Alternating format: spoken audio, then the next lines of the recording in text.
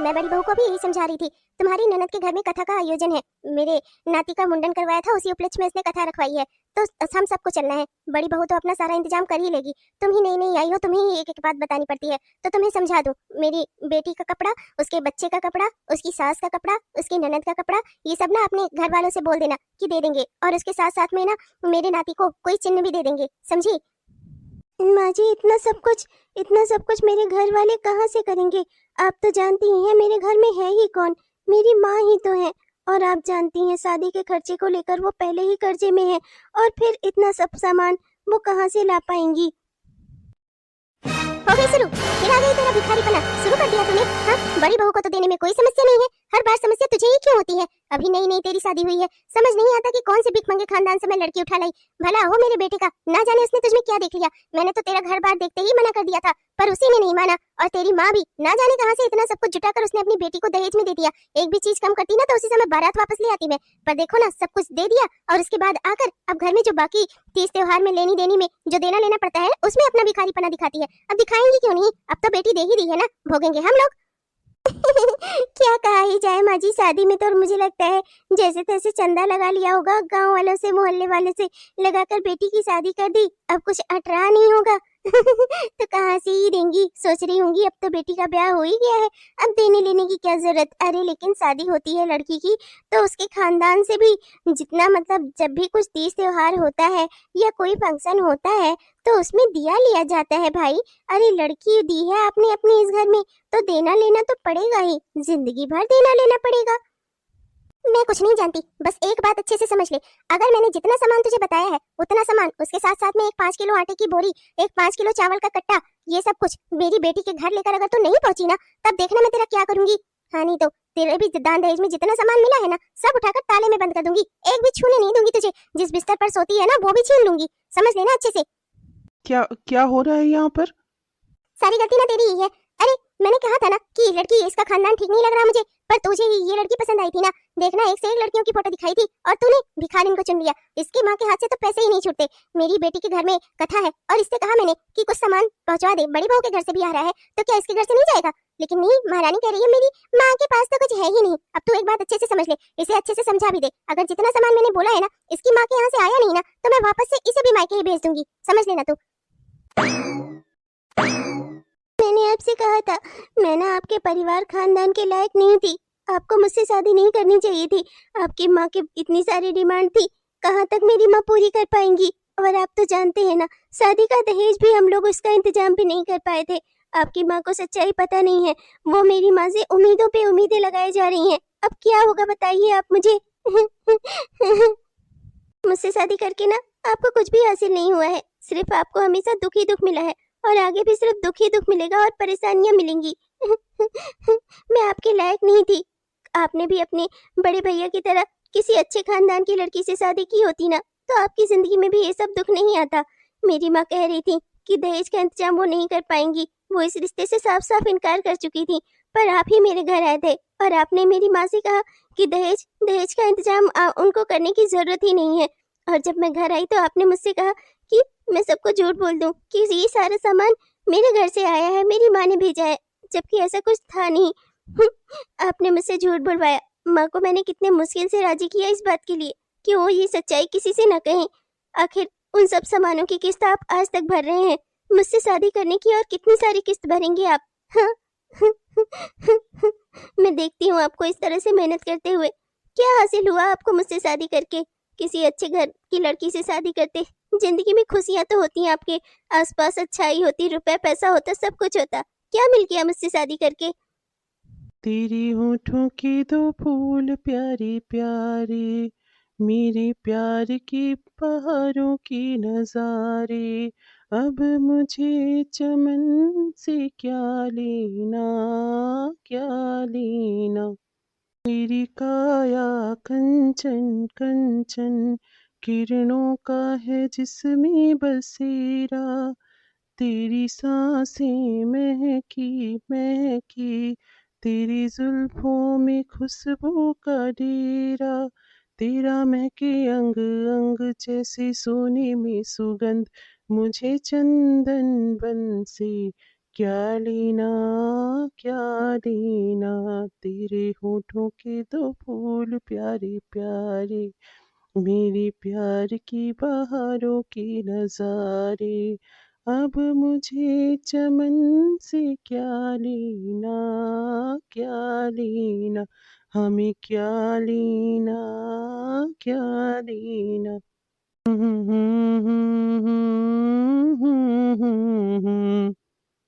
गुनगुनाने से ना काम नहीं चलने वाला। माँ जी ने मुझे धमकी दी है, अगर नन्नत जी के यहाँ कथा में मैं उतना सारा सामान लेकर नहीं पहुंची ना, तो वो मुझे वापस से मेरे मायके भेज देंगी। क्या करूं मैं? चिंता क्यों करती हो? ये शादी अपने दम पर की है तो निभाऊंगा भी अपने दम पर। वैसे भी कथा तो मेरी बहन के यहाँ है ना, तो फर्ज तो मेरा बनता है देने का। अब माँ ने मुझसे नहीं कहा है तो क्या हुआ, मैं तब भी दूंगा। तुम बस किसी से कुछ कहना नहीं, ना ही माँ जी से, मतलब कि मेरी सासू माँ से भी मत कहना कि उन्हें किसी चीज का इंतजाम करना है। मैंने उनसे कहा था कि मैं उनकी बेटी को अपनी जिम्मेदारी पर लेकर जा रहा हूँ और अपनी जिम्मेदारी पर ही ये रिश्ता निभाऊंगा, समझी तुम? चलो अब ये आंसू पोंछ लो अपने। और भाई भूख लगी है तो जरा खाना लगा दो, मुझे अच्छे से पता है तुमने भी खाना नहीं खाया होगा। चलो साथ में खाना खाते हैं। और खुश रहा करो ना, अभी हमारी नई नई शादी हुई है, जब देखो तब माँ कुछ बोल देती हैं और तुम आंसू बहाती रहती हो। चलो ना प्लीज, जाओ जल्दी से खाना लगा दो। मुझे समझ नहीं आता, आप ऐसा क्यों करते हैं? अभी तक जो शादी में आपने कर्ज लेकर सामान खरीदा है ना, उसी की किस्त भर रहे हैं, और अब नए सामान। इसी तरीके से फिर कुछ दिन में कोई त्योहार आ जाएगा, फिर माँ जी को कुछ चाहिए होगा। भगवान, मुझे समझ में नहीं आता ये सब कुछ कैसे होगा। सब हो जाएगा यार, चिंता क्यों करती हो, मैं हूं ना। तुम बस अब खुश रहा करो और मुझे खुश रखा करो। चलो जाओ खाना लगाओ, ये सब चिंता छोड़ दो मेरे ऊपर, मैं हूं ना, मैं सब ठीक कर लूंगा। मुश्किल तो है यार, अब करूं क्या। माँ ने इतना सारा दहेज मांगा था, अगर दहेज का इंतजाम मैं खुद करके किसी तरीके से प्लानिंग सेट करके ना यहाँ तक घर तक ना पहुंचवाता ना, तो मेरी तो शादी भी इस लड़की से ना होती जिससे मैं प्यार करने लगा था। जब जब तुम्हें पहली बार देखा था ना, तुम्हारी तस्वीर देखी थी, तभी अपना दिल दे बैठा था। जब पता चला कि तुम्हारा घर गरीब है, बाप भाई कोई है ही नहीं, केवल माँ है, मेरी माँ तो तभी शादी के लिए पिछड़ गई थी। लेकिन मुझे तुम पसंद थी, मुझे तो शादी करनी थी तो सिर्फ तुम ही से करनी थी। उसके लिए साम दाम दंड भेद जो उचित लगा मैंने किया, और आगे भी इस रिश्ते को निभाने के लिए ना जो उचित लगेगा करूंगा, पर तुम्हारा साथ कभी नहीं छोड़ूंगा। वैसे छोटी बहू तो भले ही काम चोर हो एक नंबर की, और भिखारन हो, हर चीज देने में शुरुआत में आनाकानी करे, पर लाती सब सामान बढ़िया है। तेरा लाया हुआ सामान मेरी बिटिया को कितना पसंद आया। और जो तूने वो लॉकेट दी वो भी बहुत अच्छी थी। हाँ, मेरी बिटिया खुश हो गई। मुझे और क्या चाहिए था, यही तो कह रही थी। अरे नाते रिश्तेदारी निभाने से ही तो नाते रिश्तेदारी बनती है। आज अपनी ननद के साथ करोगी, कभी तो वो कल तुम्हारे साथ करेगी, है कि नहीं? चलो, तुम्हारी माँ ने बहुत ही अच्छे से किया सब कुछ, और तुमने भी वहां जाकर अच्छे से कामकाज किया। मेरी बिटिया के घर में अच्छे से कथा में तुमने अच्छा काम किया, खुश हुई मैं तुमसे। वैसे तुम्हारे घर के हालात देखकर लगता नहीं छोटी कि इतना सब कुछ तुम्हारी माँ ने इंतजाम कर लिया। इतने सारे लोगों का कपड़ा लत्ता, वो भी अच्छे क्वालिटी के कपड़े, और साथ में बच्चे के लिए सोने के लॉकेट का इंतजाम, ये भी कर लिया तुम्हारी माँ ने। वाह, मानना पड़ेगा। तुम्हारा घर वैसे ही नहीं बन रहा है, या तुम लोग रईस हो ऐसे दिखाने के लिए ही गरीब बने रहते हो? हाँ। हाँ वही तो, चलो अब जो भी है, दिखाने के लिए फटीचर ही सही, पर बस काम आ जाए रिश्तेदार, और क्या चाहिए। चलो, इसकी माँ को समझ में तो आता है कि नाते रिश्तेदारी लेने देने से बढ़ती है। चलो चलो बड़ी बहू। ए, एक बात बताओ, कहीं से कुछ चोरी वोरी करके या कुछ बेच बाच के तो नहीं खरीदा ये सारा सामान? हाँ, जैसे तुम्हारा घर है, घर में तो तुम्हारे प्लास्टर तक नहीं हुआ है, और जो जमीन है घर की, उस पर फर्श भी नहीं बना हुआ है, कच्ची जमीन है जिस पर लिपाई की जाती है। ऐसे घर से इतना सारा सामान? पहले तुम्हारी शादी में दहेज का इंतजाम किया तुम्हारी माँ ने, तो मुझे लगा कि हो सकता है कि कहीं से चंदा पंदा लगाकर दे दिया हो बिटिया को, पर इसके बाद ये सब कुछ इतना सारा ऐसा कैसे कर सकती है तुम्हारी माँ? घर में तो तुम्हारे ठीक से खाने को भी नहीं अटता होगा। ये बताओ, कहीं चोरी चकारी तो नहीं करने लगी तुम्हारी अम्मा? दीदी, ये क्या कह रही हैं आप? मेरी माँ ने मुश्किल से ही सही लेकिन इंतजाम करके दिया है सब कुछ। और आप मेरी माँ के बारे में ऐसा अपशब्द ना बोलिए, मुझे बिल्कुल अच्छा नहीं लगा। आप मुझे जो चाहिए कहिए, पर मेरी माँ को नहीं। ये कुछ ज्यादा ही हो रहा है। आज मैंने सोचा था कि आज ये कुछ नहीं ला पाएगी, माँ जी इसके ऊपर गुस्सा होंगी, यहाँ तक कि जाकर ननद जी के ससुराल में भी जाकर उनके इसकी आरती उतारेंगी, इसके बारे में बुराइयां करेंगी। पर नहीं, ये तो सामान लेकर पहुंच गई, यहाँ तक कि मेरे बराबर की इसकी तारीफ हुई। मेरे बराबरी में कैसे खड़ी हो सकती है भला? मैं तो बड़े घर से आई हूँ, ये तो झोपड़पट्टी से निकलकर इस घर में पहुंच गई है। देवर जी के मन को भाई थी ये, पर ये तो माँ जी के मन में भी अपनी जगह बनाने लगी है। आखिर ऐसा कैसे? मुझे पता लगाना ही होगा कि इतना सारा रुपया पैसा धन दौलत इसके घर में आखिर आ कहाँ से रहा है। पहले इसकी माँ ने इतना सारा दहेज देकर बिटिया की शादी करा दी इस घर में, उसके बाद ननद जी के यहाँ इतना कुछ लेकर पहुंच गई। कुछ ना कुछ गड़बड़ तो है दया, पता लगाना पड़ेगा तुझे। घड़ी देखी है आपने? रात के 11 बज रहे हैं, फिर ओवर टाइम कर रहे थे ना? क्यों कर रहे हैं ऐसा? अपनी सेहत के साथ खिलवाड़ कर रहे हैं। जो मेरी सच्चाई है माँ जी को बता क्यों नहीं देते? एक बार सच उनके सामने आ ही जाने दीजिए। अच्छा हो बुरा हो जो भी हो, एक बार जो होना हो जाए। कम से कम इस तरह से आपको रोज रोज तो नहीं तड़पना पड़ेगा ना। पुराने सामान की किस्त अभी भर ही रहे हैं, नया सामान भी खरीद कर दे दिया। अब बताइए, अब इसकी किस्त भरने के लिए कितने दिनों तक आप इस तरह से ओवर टाइम करेंगे? हाँ, हाँ, घड़ी देखी यार, बस एक ही चीज़ की टेंशन हो रही थी, मेरे पीछे तुम भी भूखी बैठी होगी। चलो खाना लगा दो, मैं तो यही कह रहा हूँ। और ये सब कुछ ना जाने दो ना। देखो, मुझे जो ठीक लगा, मान लो अभी माँ दहेज ना माँगती, मैं अपनी गृहस्थी के लिए ये सब सामान खरीदता, तुम्हारे लिए खरीदता, तुम्हें आराम देने के लिए खरीदता, तो क्या खरीदता ना? क्या ज़रूरी है कि लड़की को सब कुछ उसके ही घर वाले दें? अब तुम मेरी पत्नी हो, मेरी ज़िम्मेदारी हो, तुम्हें सुख देना मेरी ज़िम्मेदारी है, तुम्हारी ज़रूरतों का ख़्याल रखना मेरी ज़िम्मेदारी है। तो मैं अपनी ज़िम्मेदारी ही तो निभा रहा हूँ। प्लीज़ चलो अब गुस्सा मत हो। जैसे-जैसे एक-एक सामान की किस्त खत्म हो जाएगी ना, अपने आप ओवर टाइम भी खत्म हो जाएगा। और वैसे भी हमें अपना फ्यूचर भी तो सिक्योर करना है। कल को हमारे बच्चे भी तो होंगे, उनके बारे में भी तो सोचना है। अब सैलरी इतनी कम है, तो थोड़ा बहुत ओवर टाइम तो करना ही पड़ेगा ना यार। आप भी ना चाहे जैसा भी मूड रहे ऐसे ही उल्टा सीधा मजाक करके ना सब ठीक कर देते हैं। ठीक है चलिए बैठिए, 11 बज रहे हैं। अब और देर करके ना आपसे बतला बतला कर और देर करके आपको भूखा नहीं रखना चाहती। हाथ मुंह धो लीजिए, खाना लगा रही हूँ। क्या?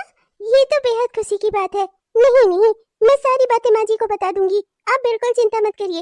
अरे हाँ, हम शादी के लिए पूरी तरह तैयार हैं। जी, हम भी बस यही चाहते हैं जल्द से जल्द चटमंगनी और पट ब्याह हो जाए। नहीं नहीं, आपने जो कुछ भी कहा है मैं माँ जी को सब बता दूंगी, आप बिल्कुल चिंता मत करिए। जी जी, मैं फोन रखती हूँ। जी नमस्ते। माँ जी बेहद खुशी की बात है। माँ जी वो गुड़िया के रिश्ते की बात हमने जहाँ चलवाई थी ना, वहाँ से फोन आया था। वो आंटी जी का, पंकज की मम्मी का। मम्मी जी, वो लोग कह रहे हैं कि वो जल्द से जल्द शादी करने के लिए तैयार है। महीने की अगली 15 तारीख को ये वो शादी करने के लिए तैयार है। बहुत ही अच्छा मुहूर्त है। जल्दी जल्दी से सारी तैयारियां करके और 1 महीने के अंदर ही ना गुड़िया की बिटिया की शादी कर देते हैं। है ना मम्मी जी? पंकज जैसा अच्छी लड़की का रिश्ता ना हमें दोबारा नहीं मिलेगा माँ जी। हाँ बहू, कह तो सही रही है, पंकज जैसा दामाद हमें दोबारा नहीं मिलेगा। अच्छा ही है, एक बिटिया मेरी अपना सेटल हो गई, उसका घर परिवार बस गया, और अब दूसरी बिटिया भी मेरी सेटल हो जाए अपनी जिंदगी में। बस मैं तो फिर गंगा जी नहाने जाऊंगी, हाँ हरिद्वार। हाँ मम्मी जी, वो तो है, पर ना एक बात की अड़चन है। वो जरा क्या है ना कि पंकज की मम्मी वो कह रही थी कि उन्हें बड़ी वाली स्कॉर्पियो कार चाहिए मम्मी जी, और साथ में 5 लाख रुपए तिलक भी चढ़वाएंगी वो।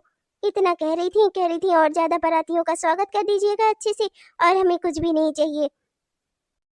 अरे बहू ये क्या कह रही है? इतना सारा दान दहेज मैं कहाँ से लाऊंगी भैया? एक स्कॉर्पियो कार, 5 लाख दहेज, और ऊपर से घर गृहस्थी का सामान तो लड़की है उसको देना ही पड़ेगा। इतना सब कुछ मैं कैसे इंतजाम कर पाऊंगी? बहू मुझे तो लगता है कि ये रिश्ता मैं नहीं कर पाऊंगी। इतना दान दहेज कहाँ? मैंने तो अपने बड़े दामाद को भी एक बुलेट बाइक ही दी थी, उसी में काम चल गया था। इनको भी एक बुलेट बाइक चाहिए होती तो मैं जैसे तैसे इंतजाम करके दिलवा देती। अब लेकिन स्कॉर्पियो कार, इतनी बड़ी वाली कार, अरे ना जाने कितने लाखों की होती होगी, ऊपर से 5 लाख रुपए दहेज। अरे मेरा तो पूरा घर ही खाली हो जाएगा बहू, मुझसे तो ना होगा ये। एक काम कर, पंकज की मम्मी को फोन करके मना कर दे। और दूसरा रिश्ता देखो, मैंने भी पंकज जैसा अच्छा लड़का सोचा था मेरा दामाद बनेगा, पर लेकिन भैया इतना इतना कौन दे पाएगा?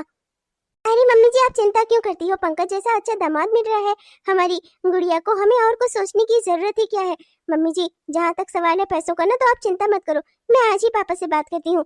अरे हमारा तो कार का शोरूम है, पापा स्कॉर्पियो कार आपको दिला देंगे। और जहाँ तक सवाल है 5 लाख रुपयों की, और शादी में थोड़ा बहुत इंतजाम करने के लिए मतलब कि लगभग 10 लाख रुपए और चाहिए, तो वो छोटी के घर से आ जाएगा।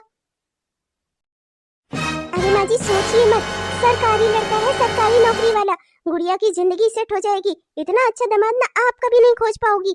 हाँ दूसरा इतना अच्छा लड़का मिलेगा भी नहीं। अपनी माँ बाप का इकलौता लड़का है, और कोई ननद और जेठ जेठानी का भी कोई झंझट नहीं। बस ननद जी जाएंगी आराम से अपनी जिंदगी बिताएंगी, सोचो मत माँ जी, गुड़िया की जिंदगी बन जाएगी। हाँ पर दीदी, मेरे हिसाब से दहेज लेना और देना दोनों ही गलत है। अगर वो लोग इतना सारा दहेज अभी मांग रहे हैं तो शादी के बाद ना जाने ही गुड़िया के साथ कैसा बर्ताव करेंगे दहेज के लिए। देखिए दीदी, मुझे कुछ ठीक नहीं लग रहा है। माँ जी, मुझे आपकी बात सही लग रही है, हमें इस रिश्ते से मना कर देना चाहिए। तुम अपने ज्ञान की गंगा ना मत बहाओ। तुम्हारी माँ के पास पैसे नहीं है तो तुम चली हो हमें रास्ता दिखाने। गुड़िया का ये रिश्ता ना मैंने तय कराया है और ये रिश्ता खत्म होने से रहा। 10 लाख रुपयों का इंतजाम तुम अपनी माँ से कहकर करवाओ या चाहे जैसे करवाओ। क्यों, तुम्हारी माँ तुम्हें दान दहेज दे सकती है तो क्या तुम्हारी ननद को नहीं दे सकती? अरे माँ जी की बेटी की शादी है, इतना तो उनसे करना ही चाहिए ना, इतना तो कर ही सकती हैं। अरे उनके, मेरी दूसरी बड़ी वाली ननद के कथा के लिए तुम्हें इतना सारा दान दहेज देकर भेजा उन्होंने। तुम्हारी शादी हुई तो इतना सारा दान दहेज दिया, फ्रिज, टीवी, कूलर, एसी सब कुछ तो दिया। तो क्या 10 लाख रुपए उधार नहीं दे सकती? हाँ बताओ, क्यों नहीं दे सकती? दबाकर बैठी हैं सारे पैसे। अरे तुम्हारी माँ से जाकर बात करो, हमारी ननद की शादी है, गुड़िया की जिंदगी बन जाएगी, पैसे नहीं दे सकती क्या उधार? सही कह रही है, मैं उधार ही पैसे मांग रही हूँ, तुम्हारी माँ के पैसे खाकर मर नहीं जाऊंगी। 1-1 लाख करके जोड़ बटोर कर दे दूंगी आगे पीछे। अभी मेरी बेटी की जिंदगी का सवाल है, क्या 10 लाख रुपए नहीं दे सकती वो हमें? हाँ, इतने के लिए भी नहीं है तुम्हारी माँ। अरे नाते रिश्तेदारी में लोग बड़ी से बड़ी मदद कर देते हैं, तुम्हारी माँ इतनी मदद नहीं कर सकती? हाँ माँ जी, मुझे माफ करिएगा, पर मेरी माँ से इतना नहीं हो पाएगा। क्यों नहीं हो पाएगा? तुम्हारे लिए तो हो गया था, कम से कम कुछ नहीं तो 2.5-3 लाख का सामान तो तुम लेकर आई हो अपनी शादी में। हाँ, देवर जी को बाइक मिली है, तुम्हें अच्छा खासा गृहस्थी का सामान मिला है, फ्रिज, टीवी, कूलर, एसी सब कुछ तो लेकर आई हो। तो क्या क्या तुम अपनी ननद के लिए 10 लाख रुपए नहीं ला सकती अपनी माँ से? या फिर यूं कहूँ कि दान दहेज का जिसने इंतजाम किया तुम्हारे, वो तुम्हारी ननद के दान दहेज का इंतजाम नहीं करेगा?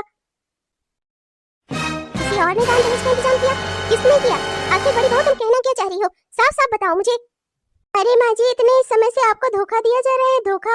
अरे ये सब कुछ जो ये दान दहेज लेकर आई है ना, ये भिखारन है, भिखारन। इसकी माँ ने तो इसे 2 साड़ी के अलावा कुछ देकर नहीं भेजा, और वही 4 बर्तन जो ये अपने साथ लेकर आई थी, एक वो हल्का फूंक तो उड़ जाए ऐसा वाला घड़ा, और एक ठो वो टंकी, यही इसकी माँ ने देकर भेजा था माँ जी। और इसको एक वो टूटा वाला बक्सा जिसमें रख के ये 2 साड़ी लेकर आई थी। यही औकात है इन लोगों की माँ जी। ये जो फ्रिज, टीवी, कूलर, एसी ये सब कुछ देख रही है ना, ये सब कुछ आपके बेटे का किया हुआ है, जिसका लुत्फ ये महारानी उठा रही है ना अपने कमरे में रखकर, जिस बिस्तर पर सोती है, जिस एसी की हवा खाती है, वो सब कुछ तो देवर जी की मेहरबानी से है माँ जी।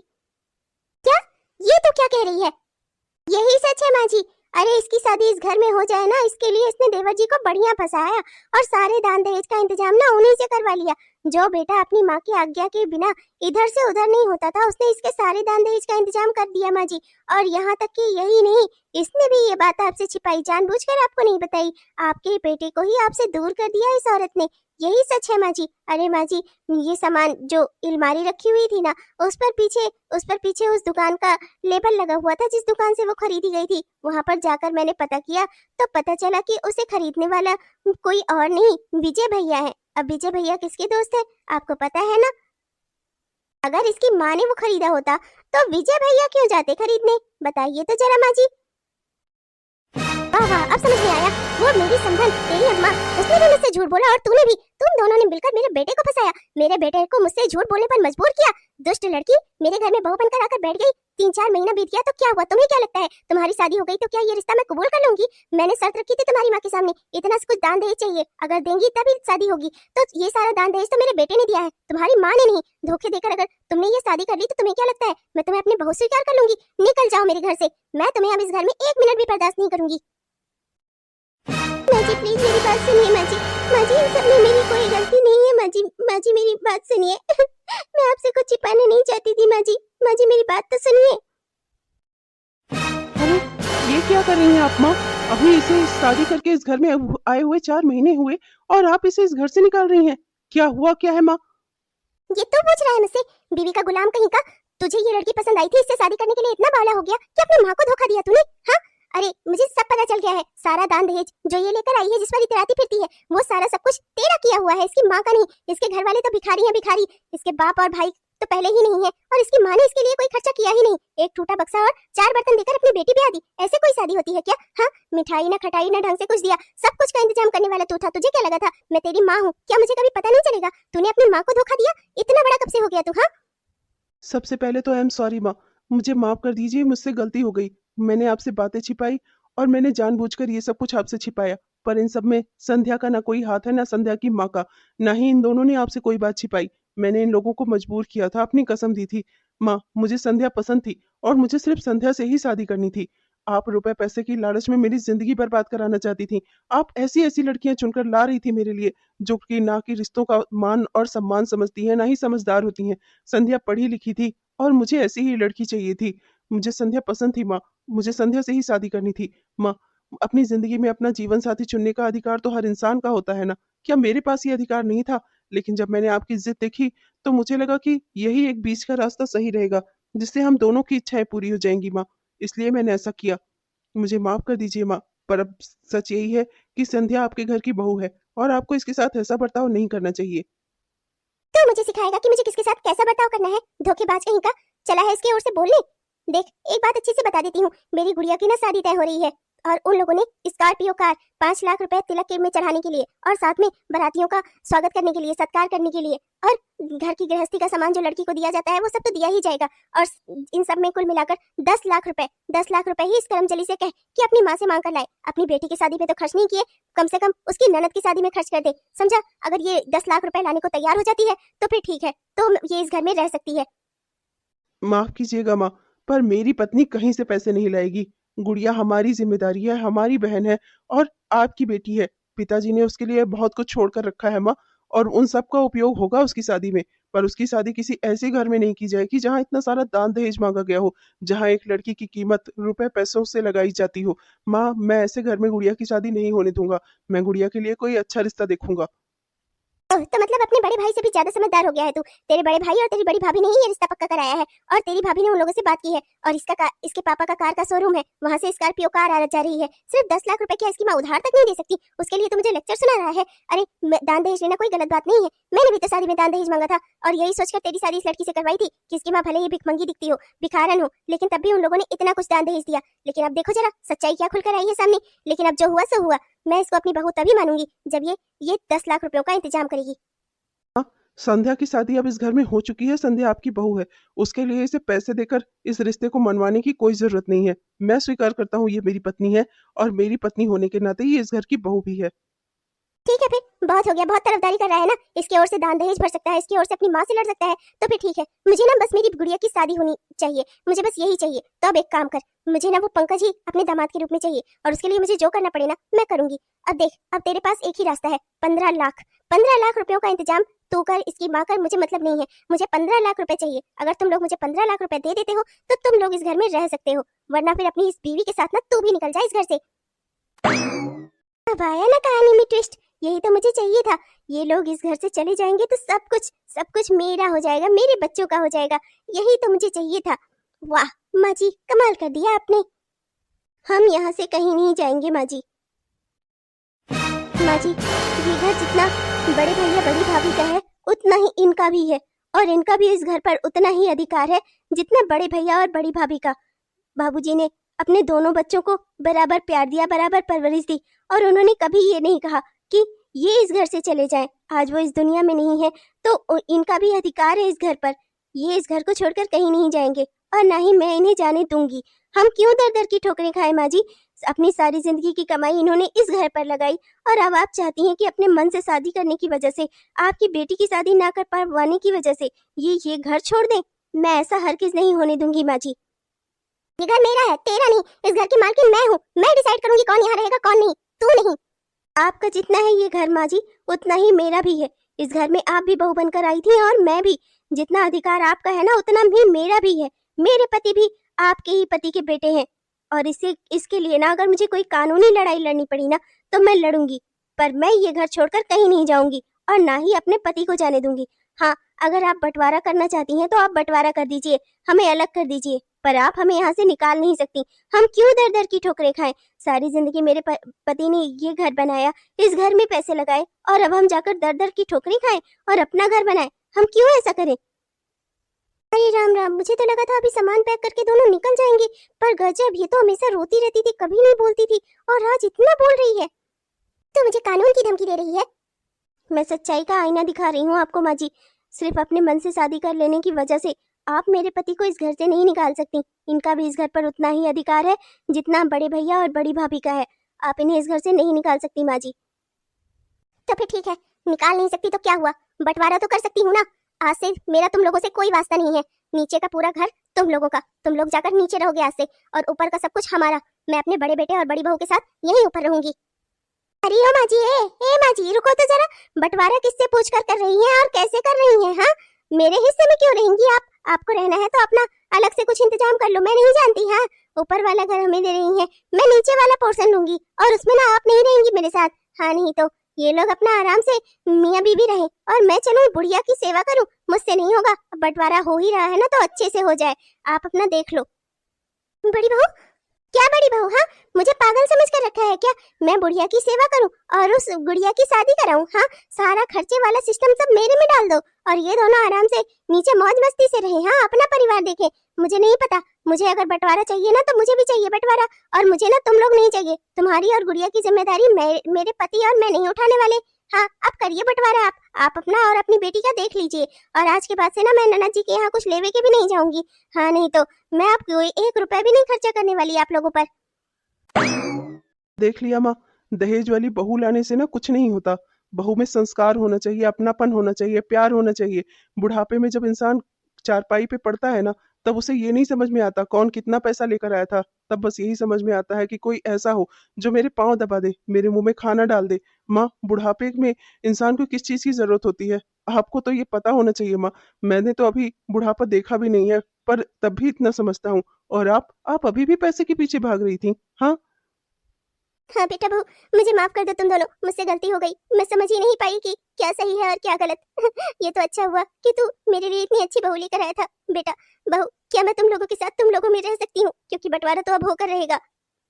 बिल्कुल रह सकती है माँ जी, जिंदगी भर मैं अपनी माँ के साथ ही रही हूँ। माँ कभी बच्चे के लिए बोझ थोड़ी ना होती है। आप हमारे साथ रह सकती हैं, पर माँ जी मैं फिर भी कहूंगी कि गुड़िया की शादी अब किसी अच्छे लड़के से करवाइएगा, जो दान दहेज ना ले, बल्कि जिसकी नजरों में हमारी गुड़िया का महत्व हो, गुड़िया को पत्नी का दर्जा दे, अपनी बराबरी का दर्जा दे, ना कि उसे रुपए पैसे के तराजू पर तौले। तो सही कह रही है बहू, मैं अपनी गुड़िया के लिए ऐसा ही रिश्ता देखूंगी। तो बिल्कुल सही कह रही है, आज मुझे भी समझ में आ गया, दान दहेज का कोई महत्व नहीं है, इंसान का अच्छा होना चाहिए बस। तो देखा आपने दोस्तों, मेरी माँ तो समझ गई। अब आप लोग भी समझ लीजिए कि रुपए पैसे धन दौलत से ना खुशियां परिवार की नहीं खरीदी जा सकती। प्रेम, अपनापन, ये मन की भावनाएं होती हैं। इनको पैसे की तराजू में रखकर नहीं तौलना चाहिए। रिश्ते में हमेशा खुशियां, प्यार और सम्मान देखना चाहिए, न कि रुपए पैसा कितना है किसके पास ये देखना चाहिए। चलिए दोस्तों, आपने हमारा यह वीडियो पूरा देखा, इसके लिए आपका दिल से बहुत बहुत धन्यवाद। वीडियो आपको पसंद आया हो तो कृपया लाइक जरूर करिएगा, अपने दोस्तों को, रिश्तेदारों को वीडियो को शेयर भी जरूर करिएगा, और अपने प्यारे प्यारे से कमेंट्स ना हमें जरूर लिखिएगा। आपके प्यारे प्यारे कमेंट्स का ना हम दिल से इंतजार करते हैं दोस्तों। और हाँ दोस्तों, हमारे वो प्यारे प्यारे दोस्त जिन्होंने अभी तक हमारे इस चैनल को सब्सक्राइब नहीं किया है, कृपया जरूर सब्सक्राइब कर लीजिएगा दोस्तों, जिससे हमारे इस तरह के वीडियो आप तक हर दिन पहुंचते रहे। अब मैं चलता हूँ, मिलूंगा आपको कल एक नए वीडियो के साथ, एक नई कहानी में। तब तक के लिए बाय बाय।